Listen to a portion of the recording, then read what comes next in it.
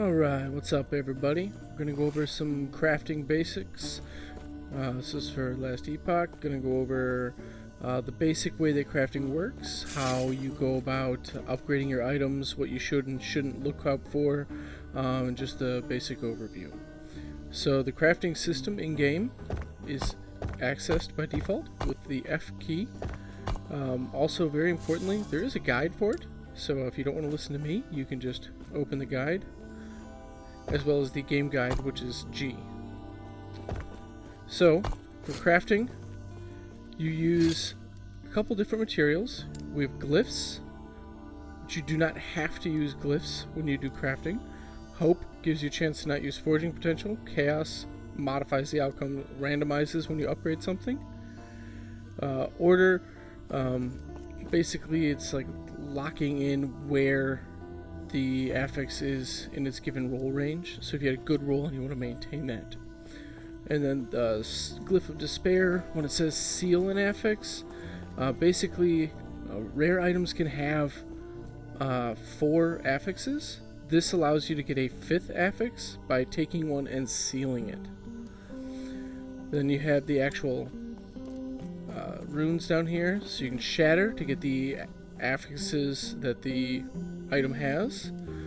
You can reroll, so like a Divine Orb, Rune of Removal, so it randomly picks one of the affixes, removes it, and gives you shards.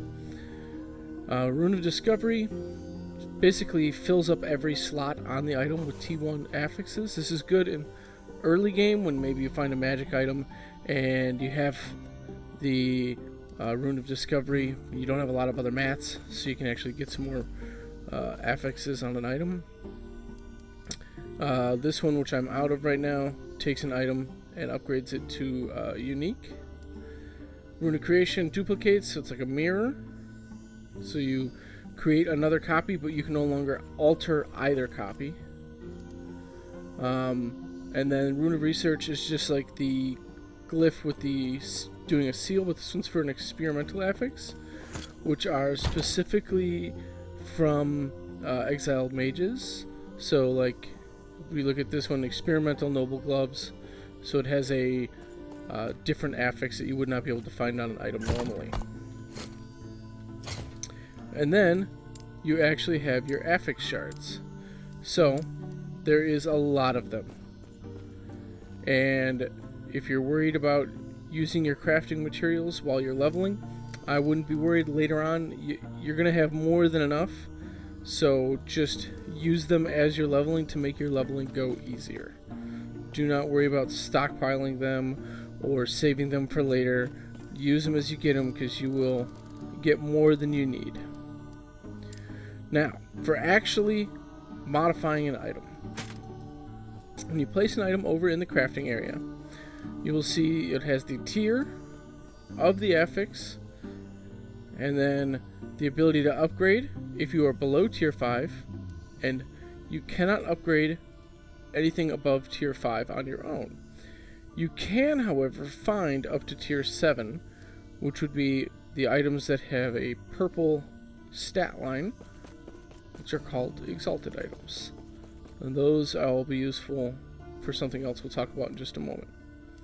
So when you have an item, and I have 3 affixes, it can have up to 4. So I could click and add. This is prefixes, these are suffixes. So I could search by prefix, and I can add in anything I want. Well, I want cast speed. Okay, so this costs forging potential. Every item has forging potential, except for unique items. The higher the rarity on the item and the higher the level, the more forging potential you're going to have. The higher the tier of the affix that you're trying to change, the more forging potential it's going to use.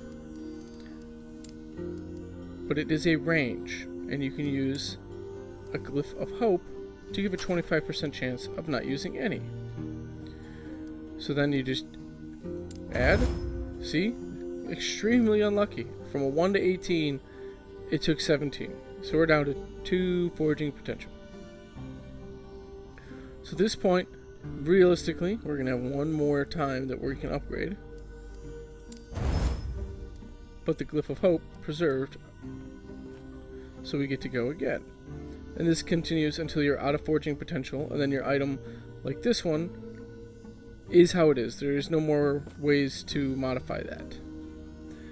A bit of strategy for upgrading items is there is a possibility of having a critical success when you upgrade. When that hits, it upgrades another random modifier by 1 tier and doesn't use any forging potential. So you are more likely to get lower amounts of forging used if you're upgrading low tier, and if you say upgrade this tier 1 and you get a critical success, it could get applied to the tier 2 or the tier 3. If you were upgrading the tier 3, your critical success could go to this tier 2 or this tier 1. Not as efficient, but that's just luck. So if you're near the end of your forging potential, I would stick with what you need on the item versus going around the way to get everything even on the item.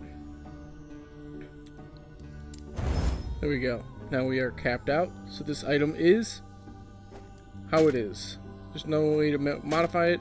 The only thing I can do with it now is I can shatter it. So what that does, breaks it down. As you see, it gives me the shards for the mods that the item had. Now, for unique items, they do not have forging potential. So if you look like this, there is no forging potential listed on this item. However, there are items like this that has a thing called Weaver's Will.